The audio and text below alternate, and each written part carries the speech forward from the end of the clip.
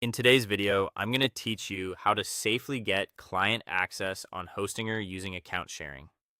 This walkthrough is perfect if you're a developer, designer, or consultant who needs to work inside a client's Hostinger account without asking for their password. We'll keep everything secure, clear, and focused so you can get in, do the work you're approved to do, and keep your client's account protected. First, have your client log in to their Hostinger account on their own device. This ensures they remain the account owner and that all changes to access come directly from them. If they manage multiple sites or services, ask them to confirm which website or project you'll be helping with so the right access gets shared. Next, guide them to the account sharing or access sharing section. Depending on their dashboard layout, this may appear as access management, members, or sharing under profile or account settings.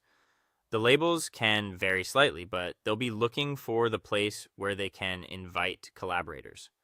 Now, ask them to add your professional email as a collaborator or shared user. Remind them to enter it carefully to avoid typos that delay the invite.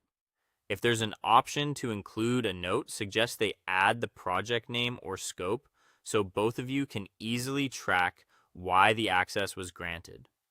Have your client choose the right permissions for the website or service you need. This is important for security and clarity. For example, they can grant access limited to a specific website, file manager, databases, DNS, or other tools you require. Encourage them to keep permissions as narrow as possible, only what's necessary for your tasks, and to avoid sharing ownership or billing unless it's explicitly required.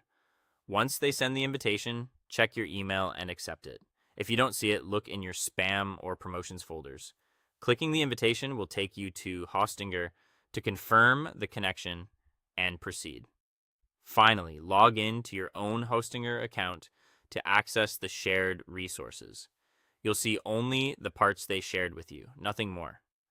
Work within those areas, follow the project scope, and communicate any changes before you make them, especially on live environments. If you discover you need additional permissions, request an update rather than attempting workarounds. When the job is complete, it's good practice to have your client review or remove your access to keep their account clean and secure. That's it. Simple, safe, and professional.